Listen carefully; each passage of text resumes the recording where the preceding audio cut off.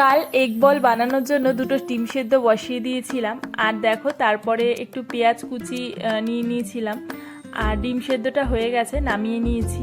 এবারে একটা গ্রেটারের সাহায্যে এটা একটু গ্রেট করে নিতে হবে। তো দেখো হয়ে গেছে, তো এরকম দেখতে হয়েছে।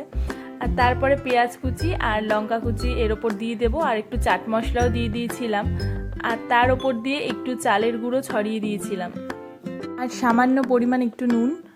আর এইবারে সব কিছু একসাথে মেখে নিতে হবে। আর দেখো মাখা কমপ্লিট, এগুলো রাউন্ড শেপ করে নিয়েছি বলের মতো। আর এখানে একটা ডিম ফেটিয়ে নিয়েছি, আর একটু বিস্কুটের গুঁড়ো, দুটোই লাগবে।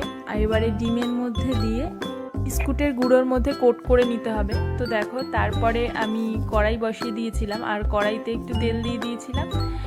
তেলটা গরম হতেই আমি এগুলো একটা একটা করে ছেড়ে দিয়েছিলাম। তো দেখো ঠিক এরকম করে তারপরে এটা লাল করে ভেজে আমি নামিয়ে নিয়েছিলাম। তো দেখো এরকম দেখতে হয়েছে।